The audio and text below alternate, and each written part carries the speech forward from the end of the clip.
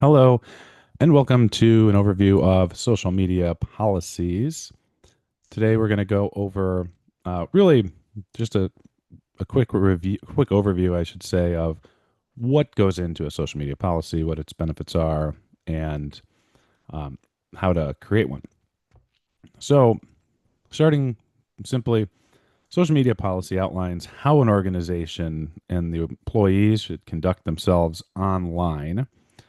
And the number one reason that it exists is it helps to protect the brand, but also to provide some guidelines and some ideas for employees to promote the company online. If you saw the last series of videos on LinkedIn, you would have seen that employee engagement on social networks, especially those like LinkedIn that are more professional in nature, that can really help a company grow in terms of followers and engagements because it really helps to it looks makes the company look just a little bit stronger, and it shows that people that work for the business stand behind it in terms of the mission and the things that are going on. So a social media policy helps to add some structure to that employee engagement, and it's helpful because it's got all these different elements to it that really kind of covers all of the brand's bases. There's legal, there's security, there's create branding guidelines, and all the employee disclosures that are necessary. Now, when you look at the benefits, obviously the number one benefit is that it protects a company's reputation. Um, I remember earlier in my career, I was at a company that did not have a social media policy. It was all kind of an unwritten set of rules, and the rules were essentially managed by the really by the CEO at the very top, and those rules slowly trickled down, but not everybody was aware of them. And for me, who was hired in as a social media person, I was not even aware of them. And, I had gone into it just thinking, oh, I'll just keep my personal and professional social media accounts completely separate. And that worked for a while, but then people started asking about, oh, what if I wanted to promote this or that the brand is putting out there? And suddenly I was left with the trying to come up with kind of like a standardized way to communicate to people, oh, this is what you should do and this is what you shouldn't do. I wasn't sure what to say. And for somebody that was kind of early in my career, I was kind of left trying to, I wouldn't say guess, but I was just kind of making a judgment call as we went. When in reality, this is something that should be more strategic, that should be company wide, and should include various departments because part of the idea of the social media policy is not just to protect the brand, but that you want to help employees understand it and not just understand the brand, but also understand how to promote it on social media. So, a social media policy, I don't want to say these are seven sections of it because it's not, but you want to make sure that you have these seven things somewhere in the policy. They're all actually pretty important, and for the first time in all of these videos that I've done, I'm actually going to go through all seven of them. Some of them will be pretty quick. So first, we have the rules and regulations. Pretty much just this is more of a broad overview. What are the expectations? What are the general brand guidelines? And what should you do and not do? Generally, if you want an example of this, it would be if a random user responds to a company post on social media and leaves a comment that's overly negative or has all sorts of bad language or name calling or anything, you don't want employees to immediately respond and engage and fight back. You don't want employees fighting the brand's battles. And that's kind of falls under the etiquette and engagement section. But also, this is where you would outline your company vision and mission and how it relates to how the company exists on social. Um, Up next is confidentiality, and this really comes down to like company secrets, insider information, and not sharing them online. Um, this is particularly relevant for publicly traded companies. Obviously, most companies that operate on the New York Stock Exchange, for example, you know, there's a lot of company secrets that a lot of people in the business are going to know, especially as it relates to financial statements, big announcements, things like that. And it's important that they all know not to share that kind of stuff before it goes public.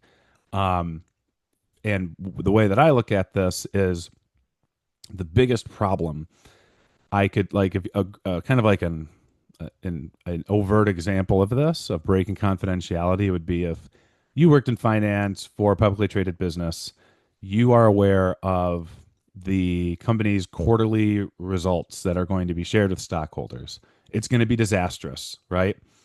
And you know the stock price is going to take a dive.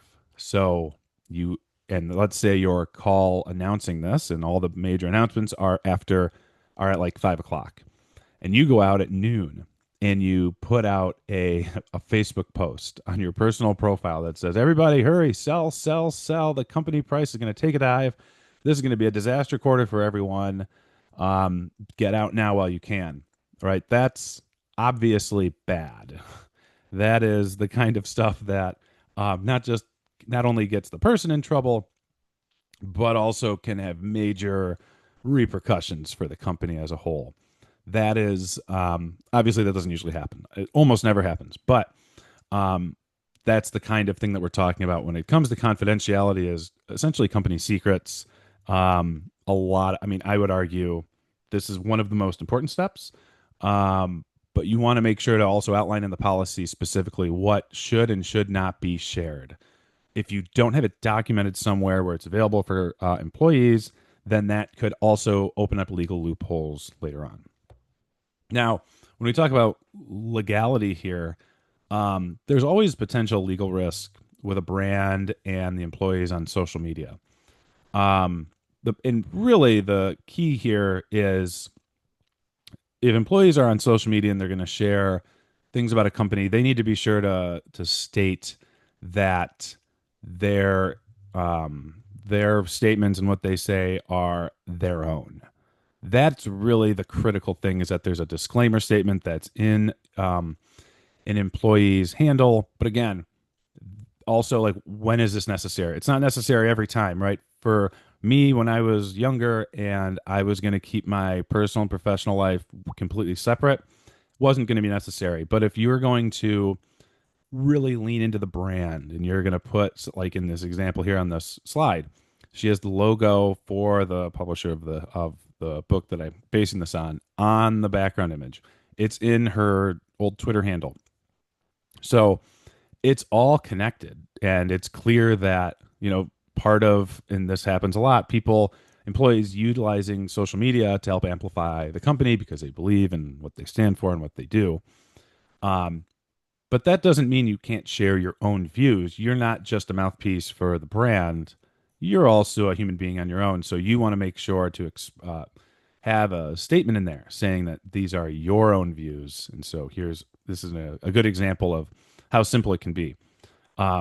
For as it relates to the actual legal risks, you just want to make sure in the policy to state exactly what employees should be saying, how it should be stated in their profile, and where it should be so that it's available for everybody to see. Number 4, we have security risks. This is just kind of a cybersecurity thing, making sure to reset your password every so often. And hey, if you get somebody reaching out to you with threats, what do you do? This is a pretty basic one. I would argue it's pretty standard, but sometimes it can be confused between a social media policy and more like a regular, like an IT cybersecurity policy. Brand guidelines, pretty simple. Is how do you use the company brand if you want to use it? What kind of images and videos can you use? Is there anything that you shouldn't use? What are the colors and fonts? That's it.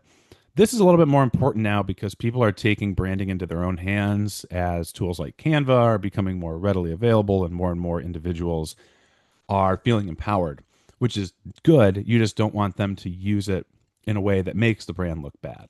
So I would say this is becoming more important as time goes on. I would argue 5, 10 years ago, this wasn't really necessary because people weren't going to share brand elements that weren't already like approved and publicly out there. Just a couple more roles and responsibilities. This is for the people who are in charge of the policy and who kind of oversees it. Obviously, you want to designate a company spokesperson who can respond to questions about the business on social media. And the relevant piece here is that, let's say, if you are whatever your role is, middle management for a business, and if a journalist reaches out to you and sends you a DM with questions about the brand, about the company, like, hey, I just have some questions about this investigation or whatever. There needs to be very clear steps for what to do in that situation. Most people that are probably watching this are aware of what to do. They're like, oh, of course, I would just give this to the PR director or the communications manager. But this happens more often than you think. And a lot of times this will happen with younger employees because those are the people that are more likely to quickly share, oh, hey, I'm just starting a new job at whatever the company name is. And so journalists can more easily figure out that those people are connected to the business.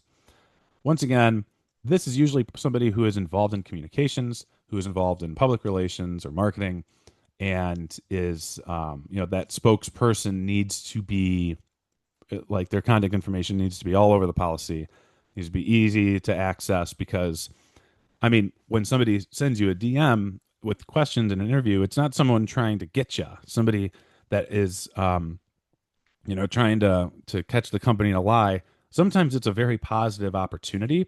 You just want to make sure that you're capitalizing on that. And then finally, we have accountability. Really just telling them after all these steps, what are the consequences if they do something wrong and if they break if they go against company policy? What's going to happen to them? What are the repercussions here? Are they going to get fired? Is there going to be something else that happens? Are there legal actions that could happen? How far can the brand protect you? And by brand, I mean like company's general counsel.